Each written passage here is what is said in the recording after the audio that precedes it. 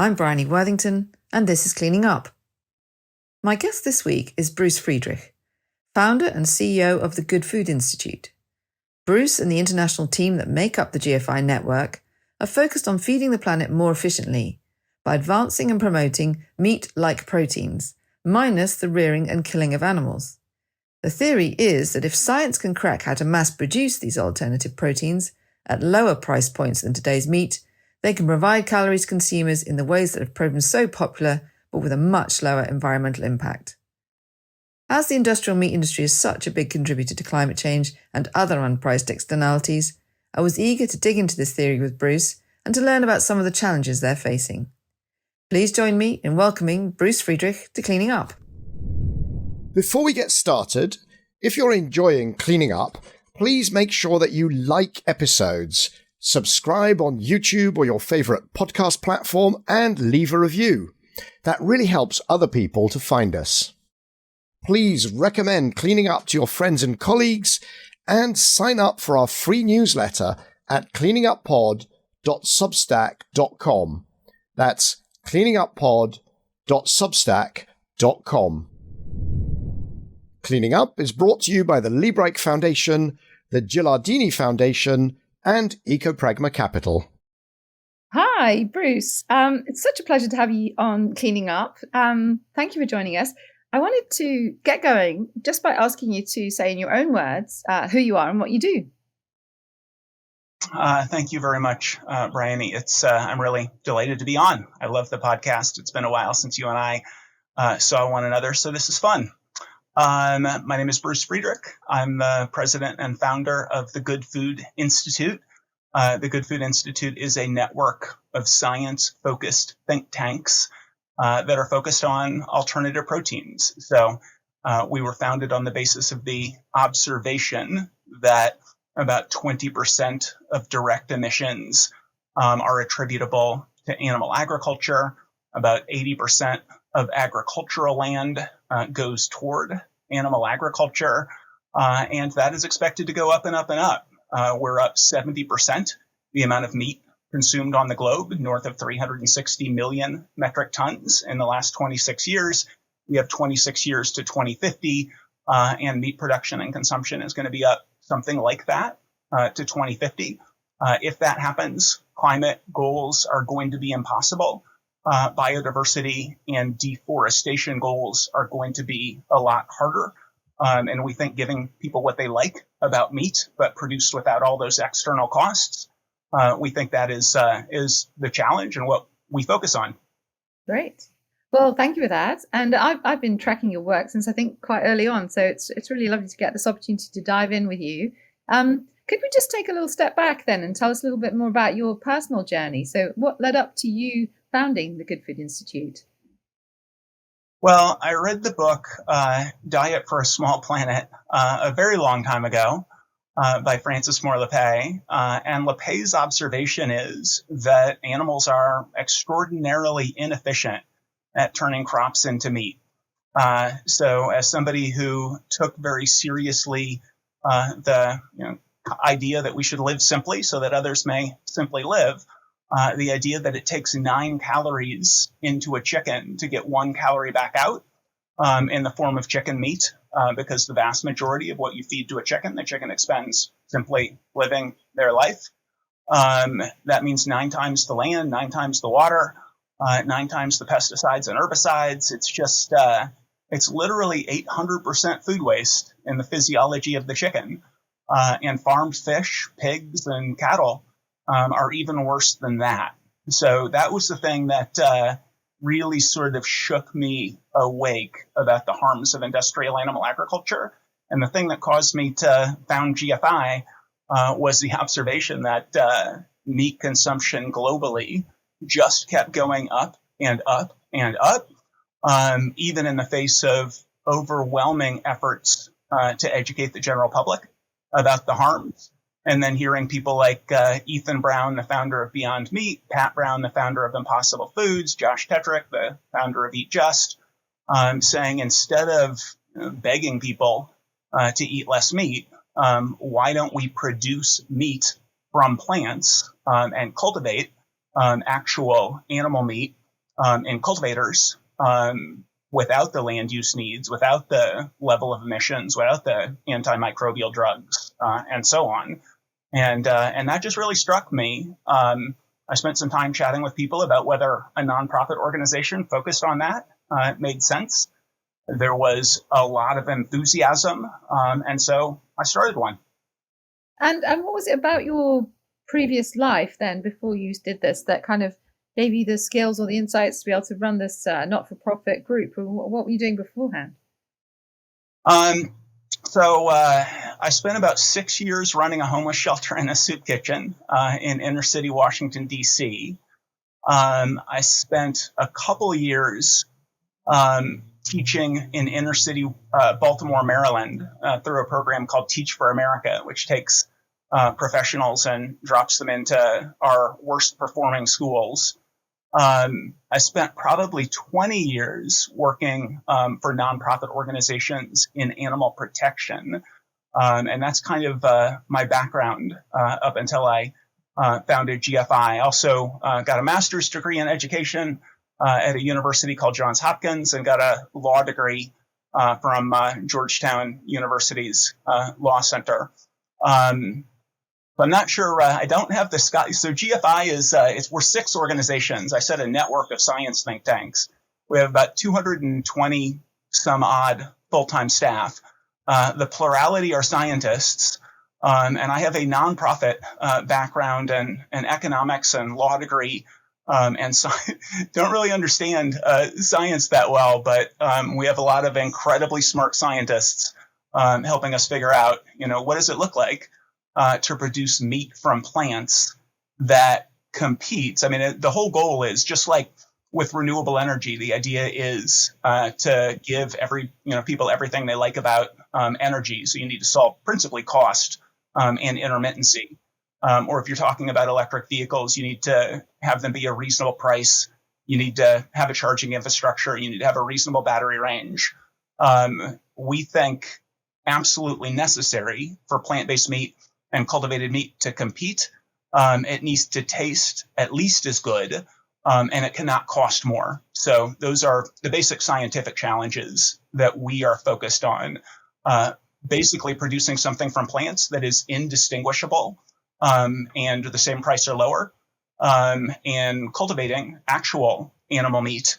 And there, it does taste already exactly the same, but we've got some challenges to getting the price down.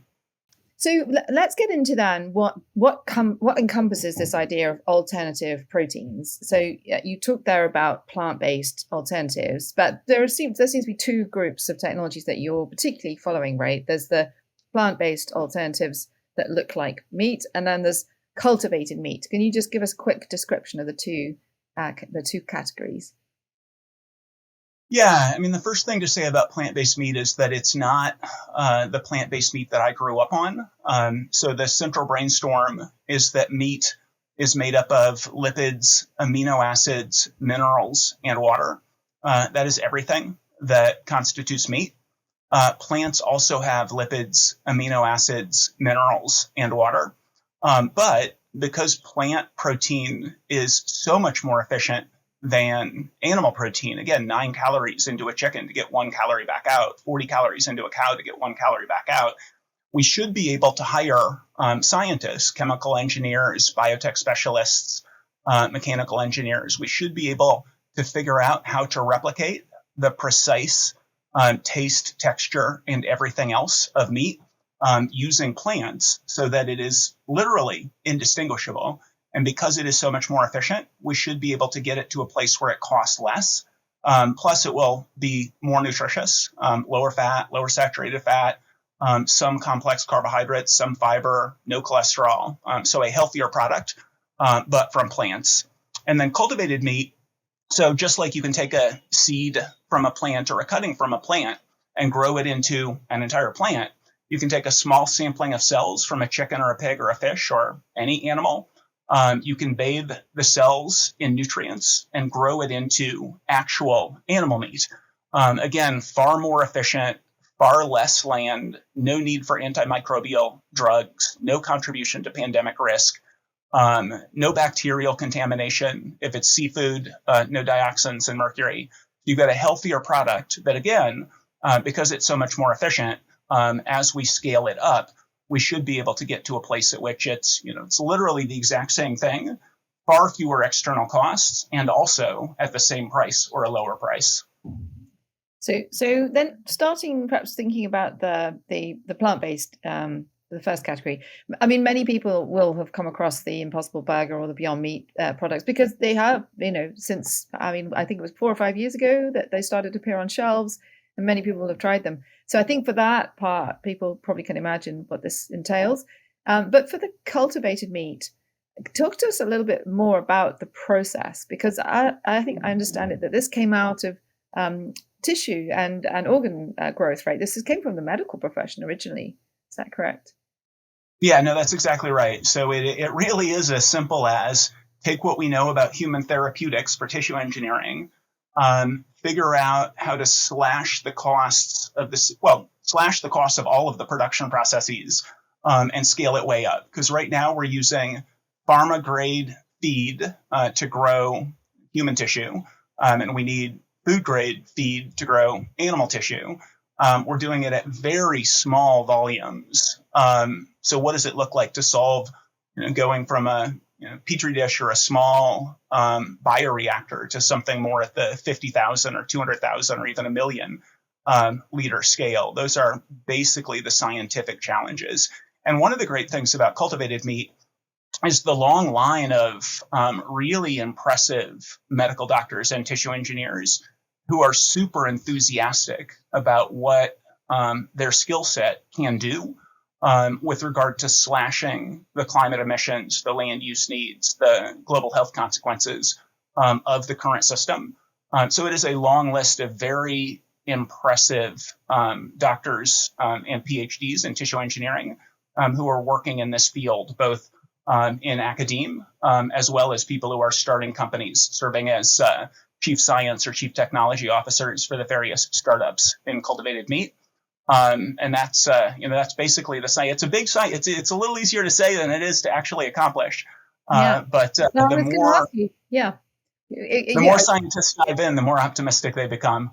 Oh, that's interesting. So let's just bring this to life for people. So, well, essentially, you start with a very tiny culture of an animal cell. You immortalize it, meaning that you allow it to reproduce itself, and then you hold it in a bioreactor, right? That's got all the nutrients and the oxygen and everything it needs to grow into what you then shape into a meat product, minus all the fur and the feathers and everything else that would be, as you would describe it, as food waste, which goes up to make an animal.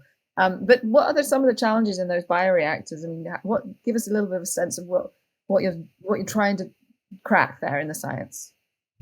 Well, there are a bunch of things that we're trying to crack. It's very easy to say immortalized cells. It's less easy to do. It's very easy to talk about bathing the cells in nutrients. But if you look at what actually works to cause cell growth, the variety of different cell culture media is really quite broad. The cost of some of the growth factors, the cost of some of the ingredients can be extraordinarily high. So figuring out how to bring those costs down or produce those growth factors or things like albumin, produce it synthetically, are some of the challenges. Making sure that we get making sure that we get the ingredients in the media precisely right and slash the cost. This is a wonderful opportunity for artificial intelligence, by the way. Both of those challenges, both cell immortalization. It doesn't have to be immortalized cells. There are also people like the company Mosa Meat in the Netherlands that will have a small herd of donor animals so that they're not immortalizing the cells. If you immortalize the cells, hypothetically, you could just have a few cells in a bank and never need animals again. But that generally is going to require genetic engineering, which may not get past the European Food Safety Authority, in which case they can have a herd of animals and still produce an awful lot of meat from just a few cells per cow or chicken or pig in a painless biopsy. And then big challenges in, if you're going to have a 200,000, there's a big debate about whether you want to have a bunch of 20,000 liter bioreactors or a few 200,000 to a million liter bioreactors with really smart people on both sides of the debate in terms of what is going to be easier and less expensive. But at the end of the day, even in a 20,000 liter bioreactor, what it looks like to make sure that the cells are actually growing to maximum density in those conditions. It's never been done. So again, that's another pretty terrific opportunity for AI to do some of the modeling and figure out how to get that right. Yeah. And that's why a lot of what you do is try and get money into research and funding into science, because ultimately there are still some fundamental science challenges, right? It's not ready to go. This is not something that's on the shelves today. Or if it is, it's got an extraordinarily high price bracket, right? Is that correct? Yeah, no, that's exactly right. So I said the plurality of our team members are scientists. We are a science think tank. What we think is the way you create the maximally robust scientific ecosystem is through the sorts of government funding that currently flow into things like drug development, energy transition, advanced chips for AI, et cetera. We want to see that sort of government support for the science focused on solving the sort of myriad still challenges of biomimicking meat with plants or cultivating meat directly from a small sampling of animal cells. Right. And can we just talk a little bit about energy? Look, many of the listeners of this podcast will come from an energy background, and they'll be immediately thinking, but hang on a sec, all this sounds quite industrial. It sounds like it could be another demand on the energy system. So tell us a little bit, have cost benefit analyses been done on, are you going to get more calories out than you have to put in from a thermodynamic perspective? Well, it definitely, the energy needs are significant, especially on the cultivated meat side. There's a lot of heating and cooling that's going to be required, and that requires energy. Definitely profits from using renewable energy as the energy source to power the factories. There are an awful lot of very sort of obvious areas. So there was a techno-economic analysis that dives into the energy needs, and it dives into the various climate and air pollution and water use and kind of all of the standard life cycle analyses variables. And energy use, especially for cultivated meat, is very high. They point out that there are an awful lot of advances in technology that could slash the energy use needs. But the suggestion is definitely that using renewable energy will be extremely valuable.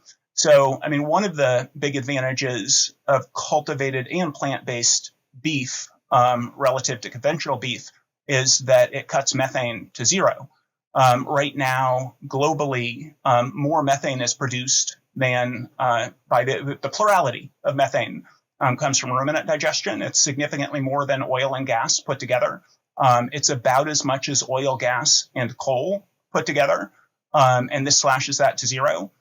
Something like 70% of nitrous oxide, which is something like 250 times as powerful as CO2 as a greenhouse gas, that's attributable to manure from farm animals. So all of that goes away.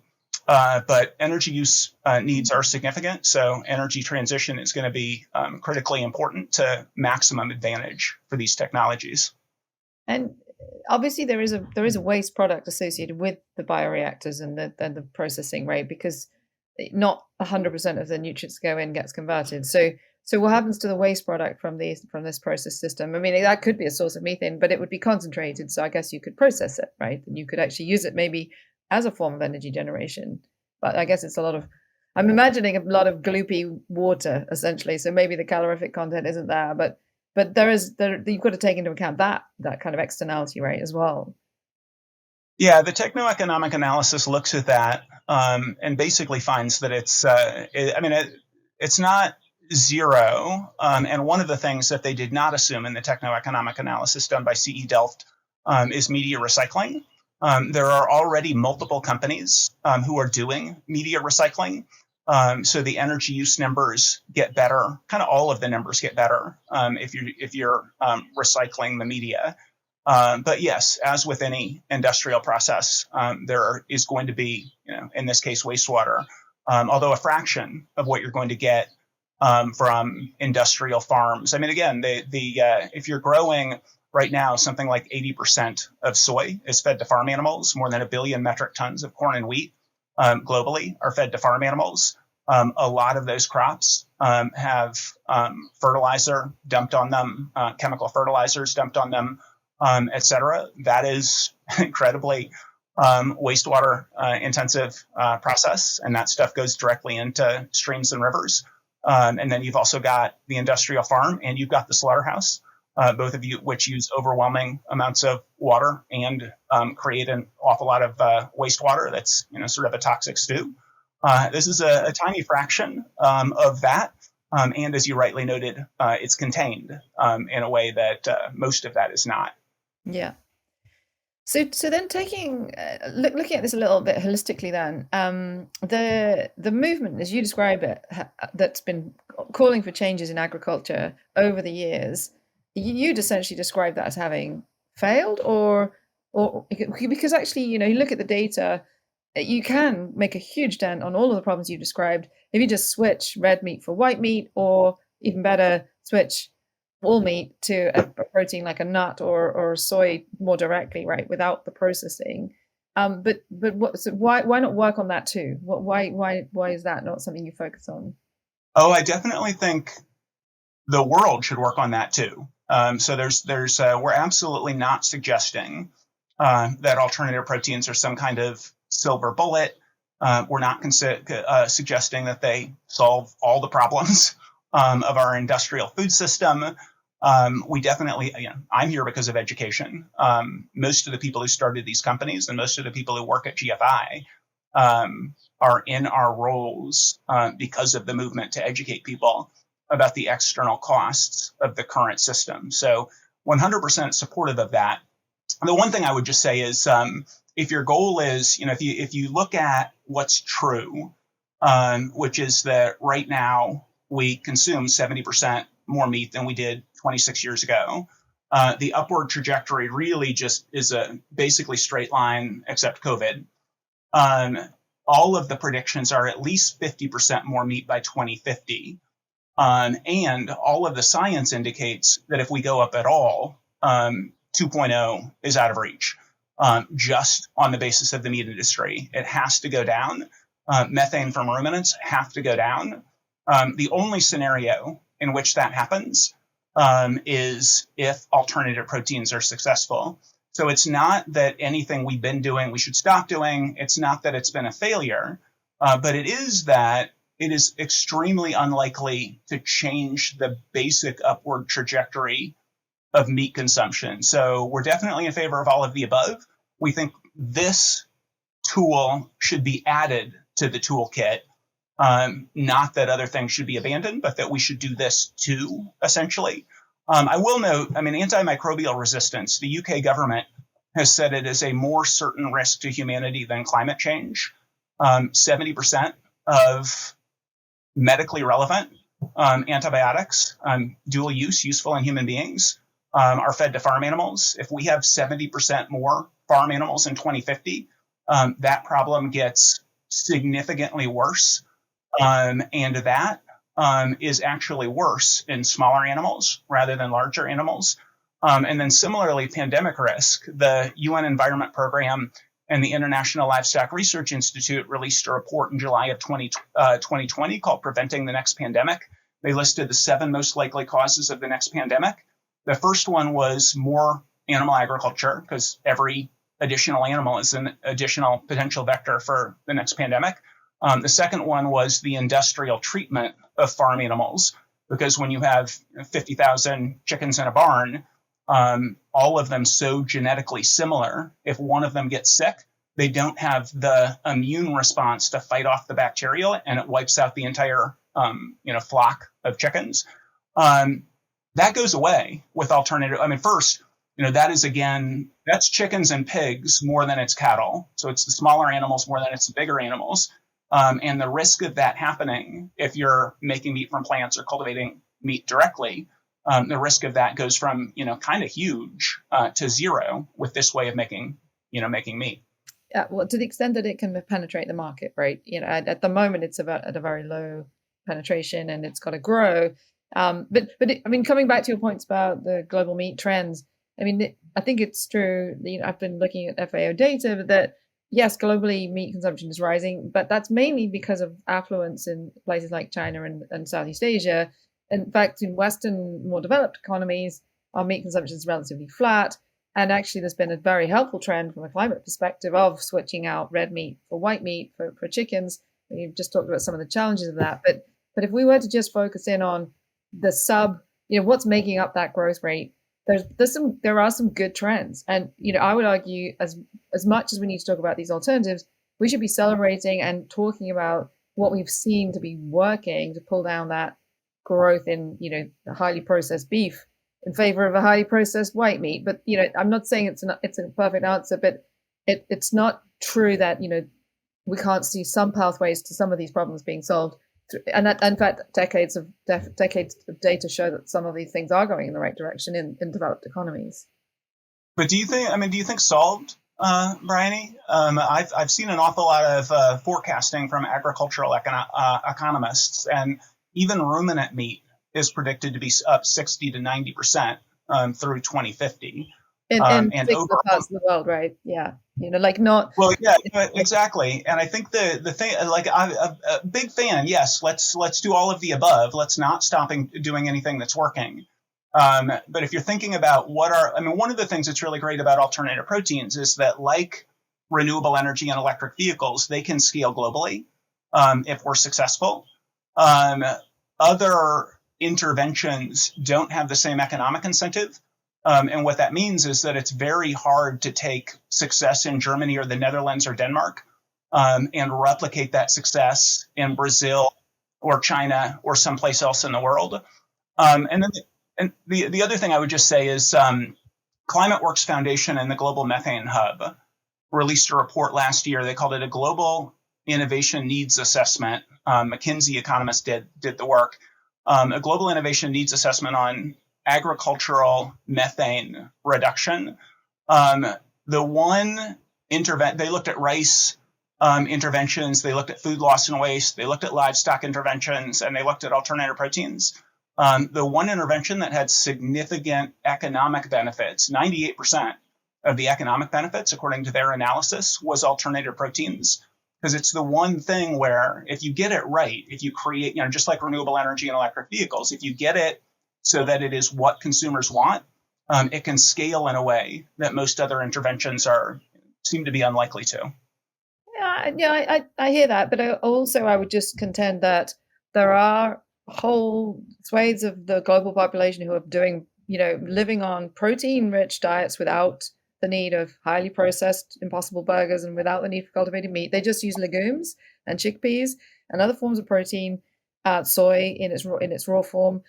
And I'm thinking of India and China here, where they've sustained themselves on a plant-based diet. Many of them are vegetarians, and it's culturally what they do. Now, not the whole country, but we could all probably just be a little bit more Indian, right? And that may well be a significant wedge that can scale, because it already has scaled to that country's scale, which is huge, right? And same in China with its soya consumption.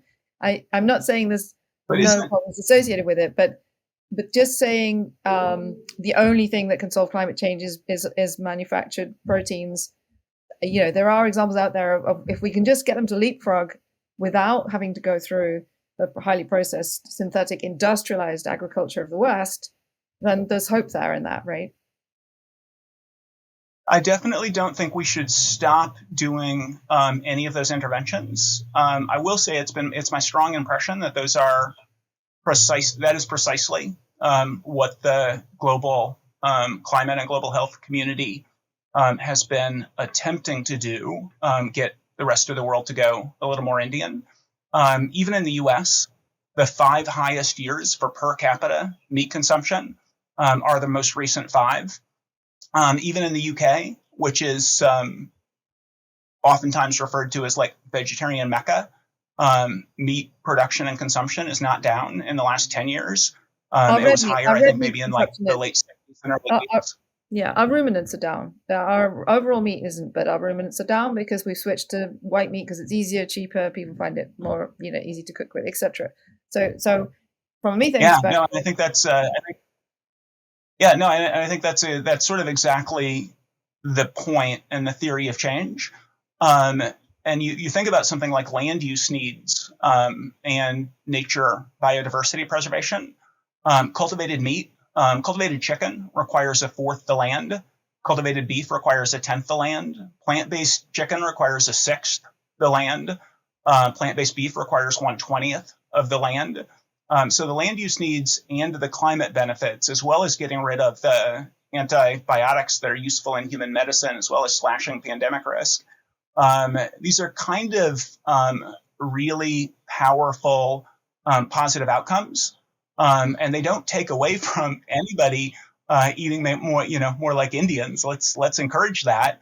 But mostly people are not eating more like Indians. They're eating more chicken instead of beef, which from a climate standpoint is a win. But it's a little bit of a win, like going from driving a SUV to driving another really big car. It's better than driving the SUV, but shifting toward, legumes, which most people are unwilling to do, or plant-based and cultivated meat, which if we can get to price and taste parity, I think we'll see people simply switch. So let's talk a little bit about the role of the farmer in all of this then. So it seems that there's obviously going to be feedstocks that need to go in. With the plant-based meats, there's plant-based proteins that need to be grown and cultivated and fed in, and there's this growing material that's needed for the cultivated meat. So what role do you see the agricultural industry playing going forward? Like what kind of crops? Where is this growth going to happen? Yeah, the Green Alliance in the UK released a report maybe 2 or 3 weeks ago, and they looked at 10 countries in Europe because it was they're focused on Europe. And a couple of things they said that I think are worth noting. The first one is that the 10 countries put together were able to go from massive amounts of agricultural imports to sustainability.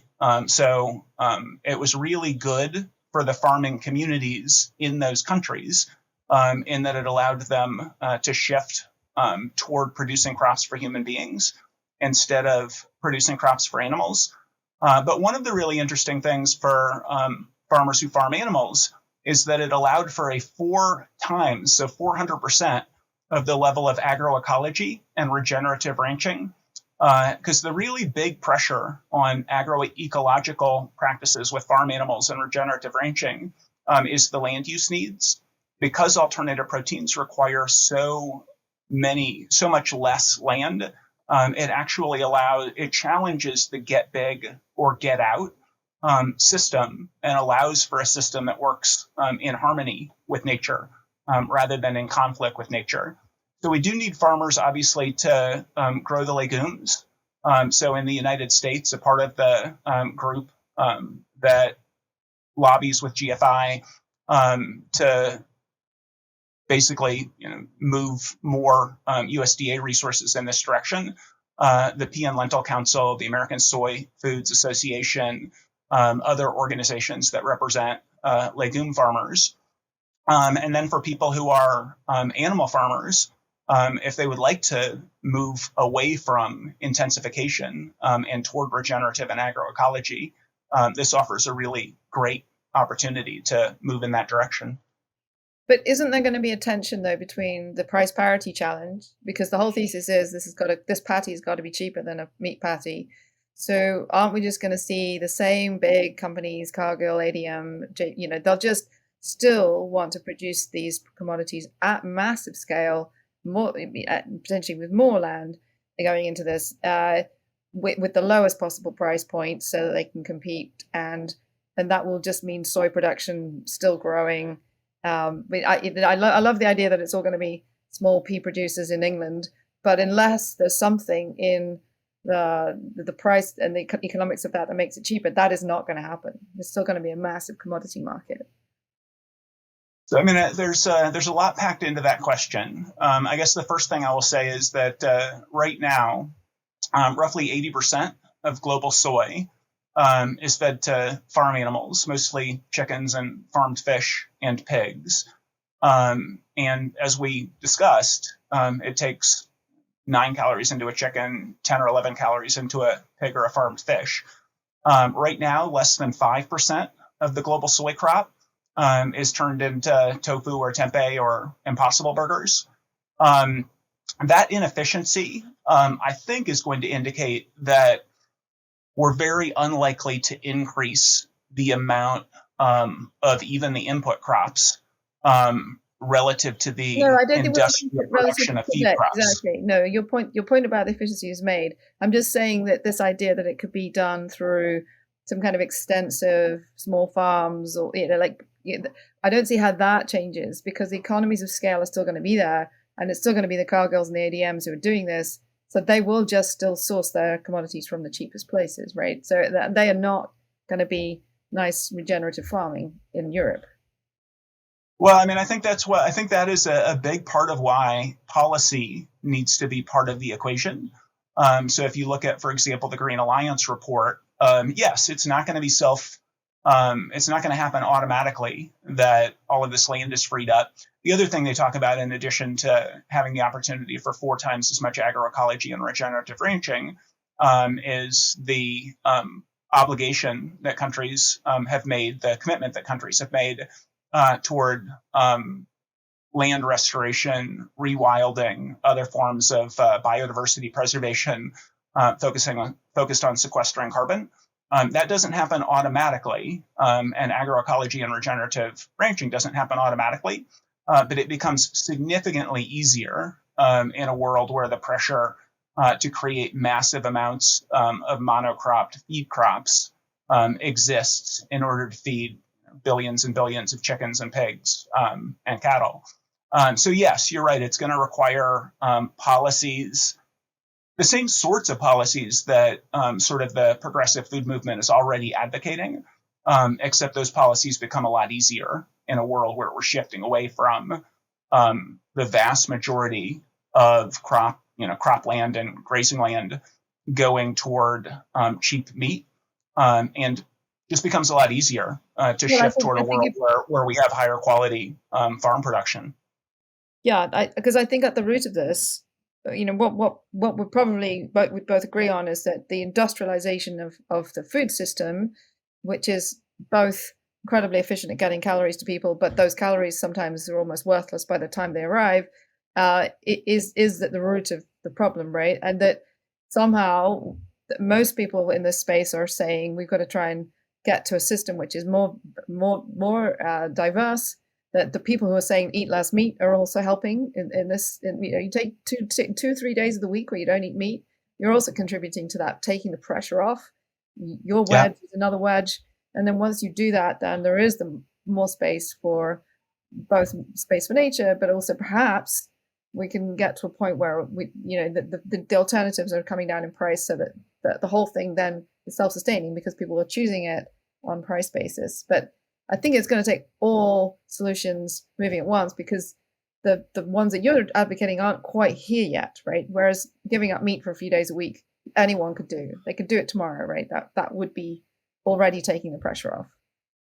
Oh yeah, and I mean, obviously there are lots and lots of organizations, from the World Wildlife Federation to the broader environmental and global health movement, that are making those sorts of advocating for those sorts of campaigns, and those are great.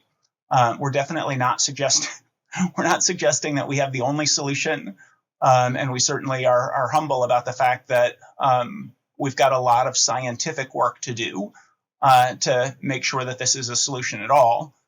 We do think it's the key tool in the toolkit for changing the global upward trajectory of increased animal meat, and we do point toward things like the World Bank just last month in May releasing a 250-page analysis of land use and agriculture, and finding that alternative proteins have 6.1 gigatons of mitigation potential before you're even looking at sequestration potential from land use change.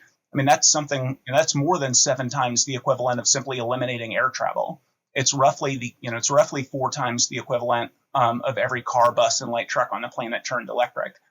So the emissions potential is huge, but it's only realized if the products taste the same and cost the same, or taste better and cost less. And there is a fair amount of science to do still to get us to that point. And if it's safe, right? If it's human health benefits, all the standardization around of health concerns. As I'm listening, I'm thinking, I know you'd like to draw an analogy with renewables, but my worry is that this could be more analogous to hydrogen in that it's a similar but not quite the same way of doing natural gas. It's kind of got potential, and you could probably read World Bank reports from years ago saying what great potential hydrogen has, but actually when it comes down to it, the chemistry is different. It is harder. There are all these complexities. It isn't as safe. And therefore its role will actually be quite niche. And so, I suppose that's a bit of a challenge, right? How do we make sure this is truly the renewables and not the hydrogen path that you're on here? And I guess your answer will be, not to put words in your mouth, the more science we do, the more we'll know, right? I mean, it is certainly the case. The more science we do, the more we'll know. I'll also just, note that people like David Kaplan has published more than 1,000 peer-reviewed papers. He's the chair of biomedical sciences at Tufts University. I was on a fireside chat with him in January. He said he's been completely shocked at how quickly the science has progressed over the last 5 years. He's absolutely convinced that this is doable. We didn't know 5 years ago. He's convinced now. You look at somebody like, Mark Post, also a medical doctor and PhD in tissue engineering, kind of the father of this science. He's been at it for longer than anybody. He was a medical professor at Harvard Medical School. He's now a tissue engineering professor at Maastricht University.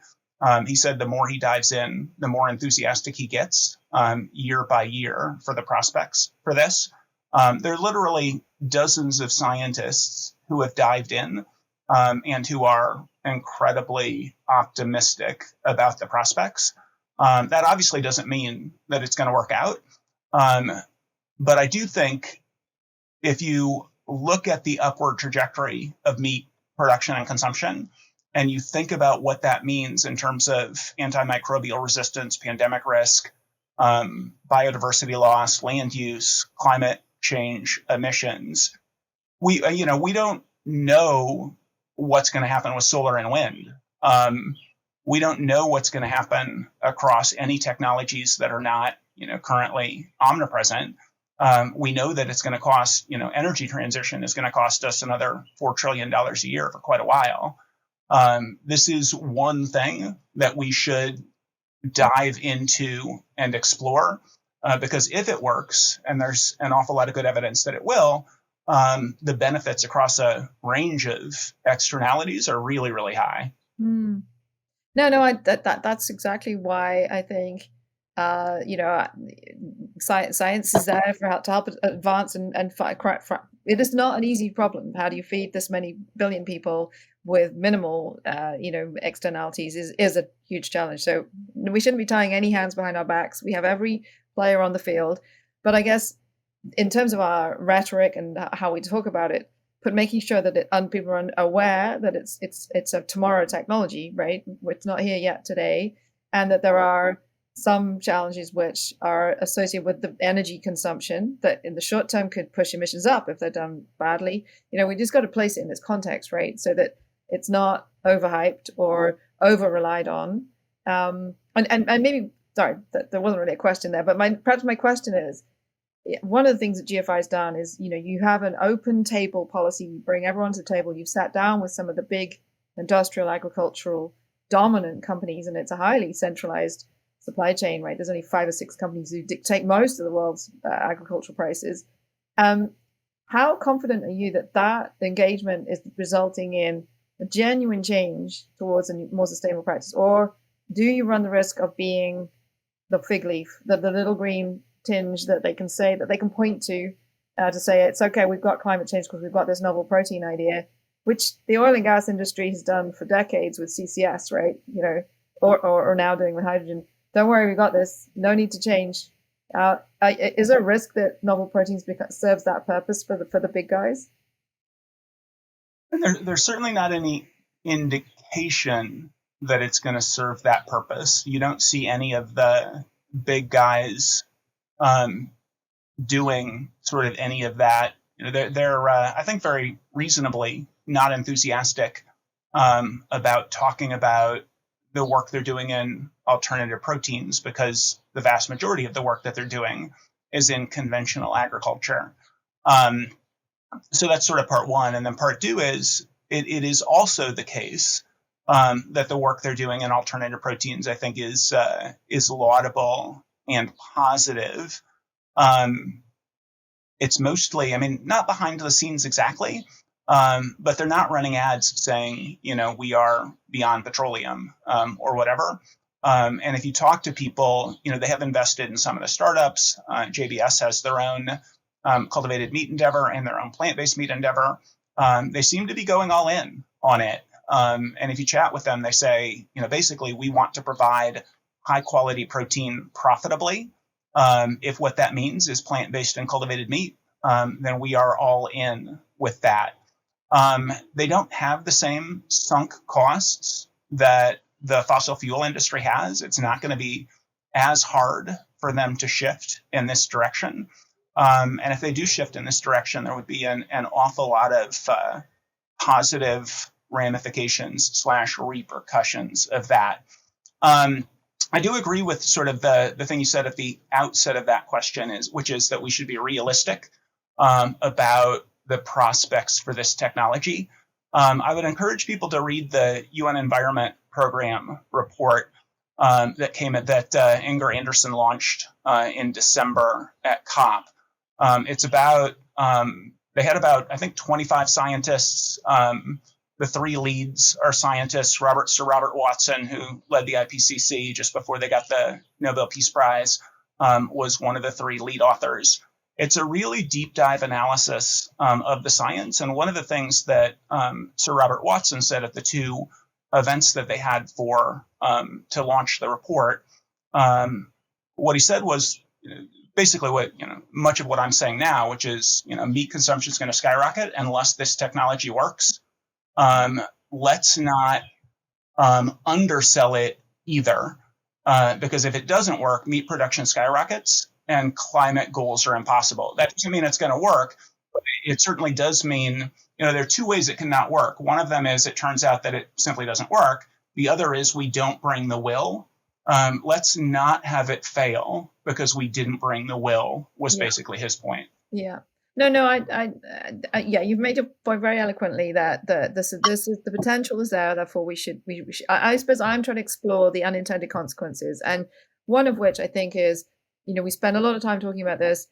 We work with the big guys, but actually, what the big guys are doing is using this as a reason not to take on responsibility for their externalities, right? Because one way you could go about this, if we had enough political will, is to say we're going to price in the externalities of beef, right? Methane prices are all going to be fed back down to the consumer so that you're paying the real environmental externalities. We could even put in an antimicrobial resistance levy so that you hold them back. And one way of stopping that exponential growth would be to load on the costs, right? Now, we all know, certainly in the United States, that might go down very badly. But the policies of not just allowing the future to decide itself, of actively constraining this growth through education, through taxation policy, through progressive investment in the common good, is an important alternative way than just saying, but it's okay, we're going to have a techno fix. We can all enjoy our burgers just as we do today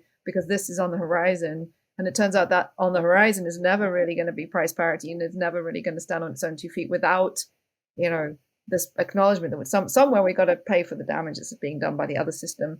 And the guys you're sitting down with, they're some of the most vocal opponents of any kinds of regulation or and they're essentially global, right? So they're bigger than any member state is ever going to be. So they wield an enormous influence over the way that food is produced. And I just want to, I'm sure you have your eyes wide open, but you are essentially, it's the equivalent of the renewables industry relying on the oil and gas industry to get itself built. And that's not what happened, right? That was not how we got renewables.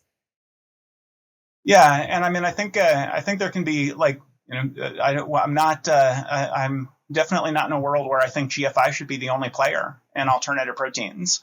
I think, as you know, the sort of equity food system that you just described and the work focused on creating an equitable food system globally, there are millions of food activists working on that. There are hundreds of food justice organizations working on that. That is all incredibly noble and valuable work. If we can shift these big companies away from the maximally harmful ways of producing meat and towards less harmful ways of producing meat, that doesn't solve all of the equity issues, but it does a lot to mitigate climate change, land use change, deforestation, AMR, et cetera. So it feels worth doing, and it doesn't jeopardize the work toward a more equitable food system. It doesn't make any of that work harder. All of that work continues to go on, I suppose it just and this happens in parallel, in ways that hopefully mitigate some of the harm. Yeah, no, I agree with you that they're complementary. Just to keep coming back to this energy analogy, it is true that hydrogen has derailed electrification of heat. It is true that the lobbying against electric vehicles by the incumbents has slowed down the policy, the progress of policy and the uptake. The incumbents had a way of making sure this didn't happen fast. So I guess I see you as an organization that's very adept at playing the inside track game. In the corridors of power, talking to the officials and politicians. But do you think you're going to need something broader, like a more public education around this whole agenda that helps make sure that the politics of this doesn't get manipulated, by the status quo, and ultimately, it's relatively easy to scare people about new things, is what we found. Yeah, I mean that feels like at least two different concerns. I think both of those concerns are entirely valid. We absolutely need a robust narrative of inclusivity, and we need a robust narrative of the benefits of these products. So it's not the case that we get to products that taste the same or better and cost the same or less, and there's suddenly global mass adoption. But it is the case that if we don't get to taste the same or better and cost the same or less, the products stay niche. So that's not, necessary, but not sufficient. And we need to create a broader ecosystem where alternative proteins are on the agenda of the broader biodiversity, climate, and global health sort of movements. And hopefully that will allow us to, be a lot more players, thinking about a lot more things, and implementing a lot, sort of a broader array of strategies, from sort of the bottom grassroots up to the top. I think is what's going to be. I mean, that's basically necessary, I think, across any kind of change that is worth working on. And we're very early. So, I mean, it's we're definitely not suggesting we're the only strategy. It feels a little odd when people say we're suggesting we're the only strategy and we need to do all these other things too. Like the other things are 99% of the effort right now. And we're suggesting this should be sort of a part of the effort, and that it should be a part of the effort for, sort of the broader community that cares about these issues. And I think as that happens, and we're hopeful that will happen more and more, there'll be a much broader sort of variety of ways of thinking about these issues. And that's great. Yeah, I think what would help It is, because you are an extraordinarily great communicator, and I've listened to podcasts in the past, and really, but maybe one thing, take this or leave it, but just in the framing, like I think you're brilliant on the benefits, but the framing of how, like, there are going to be some potential co-benefits of, let's just take legumes as an example, right? I know you've told me this in the past, that there are now farmers in Canada growing pea crops and realizing, oh, actually, pea crops are great. They have less inputs, the nitrogen problem goes away. And, as a side benefit of that, maybe we start to just, pay a little bit more respect to the fact that certain legumes, certain types of plants are just very good. And the fact that we chose wheat and corn and rice, white rice, as our staple bits of our diet was perhaps a bit of a wrong turn, right? There are other co-benefits that could come from this. And maybe the way that you talk about this issue can be in that more holistic way, that we're pushing towards not just these techno fixes, but also a broader appreciation of what it's like to eat healthily.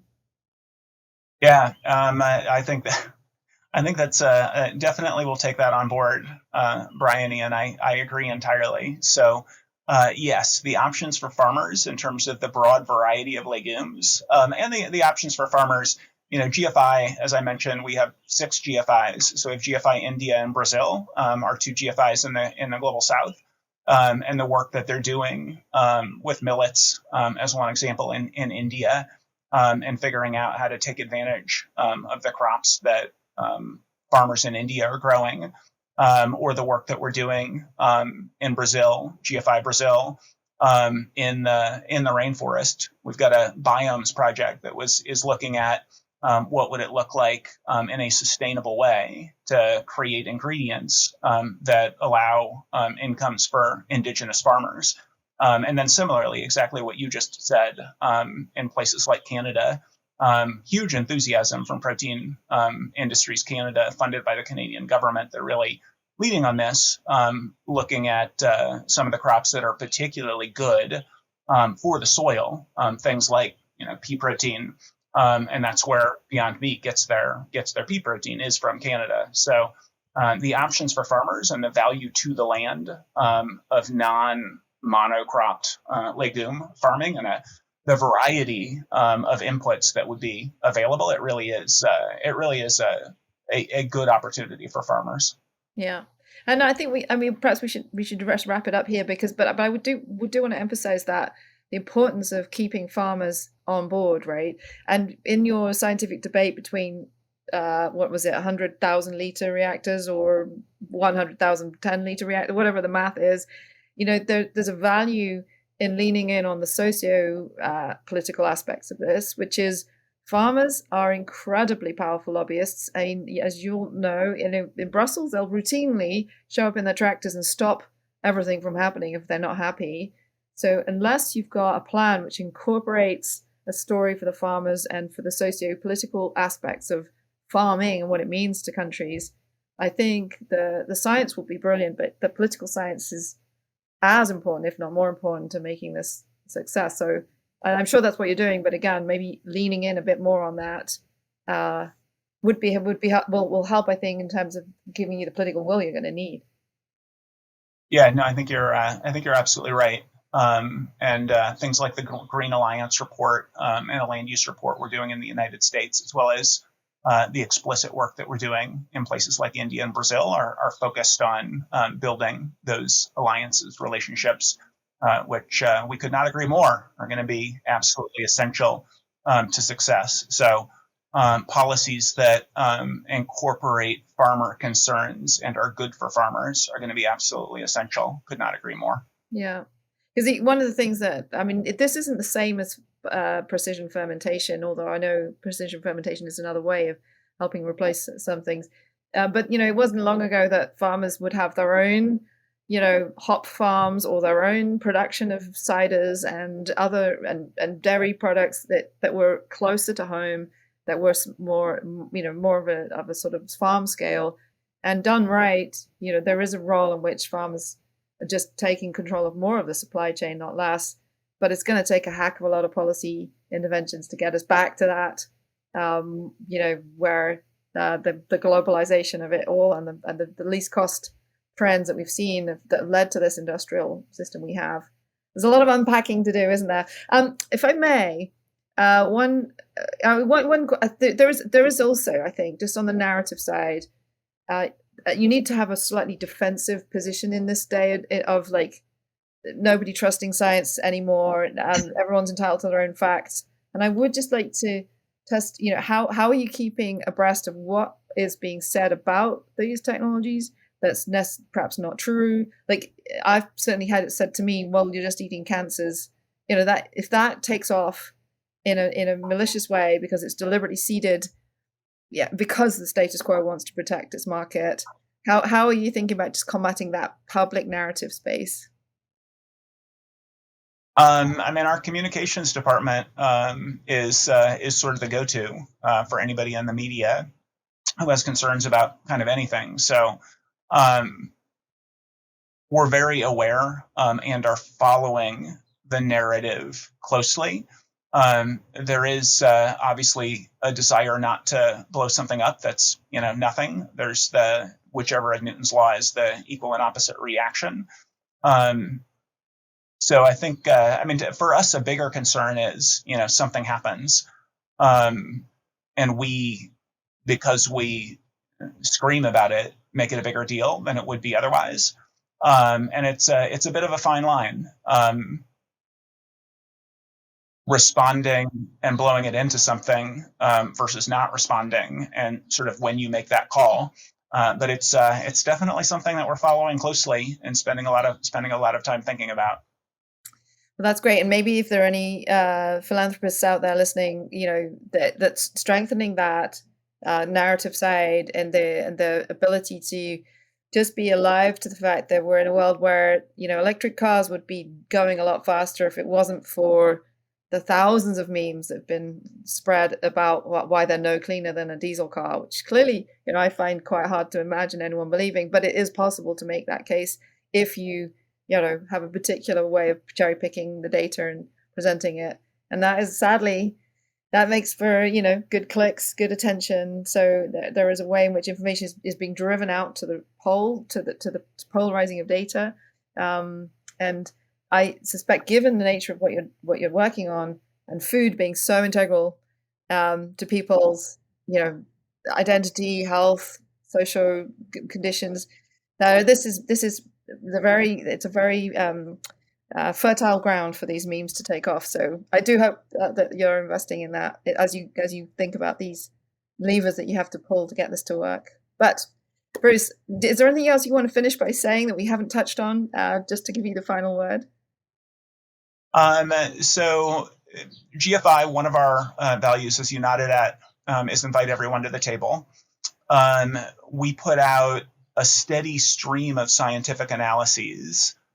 We have a quarterly just review of everything happening in the science across alternative proteins. We do a webinar. We release it every 3 months and do a webinar around it. We have a monthly business of alt protein webinar, a monthly science of alt protein webinar, and a steady stream of science, policy, and industry reports. So if people would like to find out more, gfi.org/newsletters is where our various newsletters are, and that's a really good way to keep up. We are, as you nodded at, a nonprofit organization, or I guess we're 6 nonprofit organizations. Charity Navigator selected us as one of the 4 most impactful charities for climate mitigation. So if people have room in their philanthropic portfolios, we'd be delighted to have a conversation with you. That's brilliant. Thank you, Bruce. And I do hope people take that seriously. And I wonder also, given that our audience is often very steeped in the energy transition, there may be really fertile conversations to be had between those who've been pushing for the energy transition, what they've experienced, how, because you're kind of the next wave, right? And you're going to need a lot of clean energy to make this work. So I'm sure there's opportunities for dialogue there as well. Thank you, Bruce, for your time. It's been super generous, and it's been really great to connect. Thank you. Thank you so much, Bryony. Really appreciate your support and your friendship, and love the podcast. So thank you. Thank you for that as well.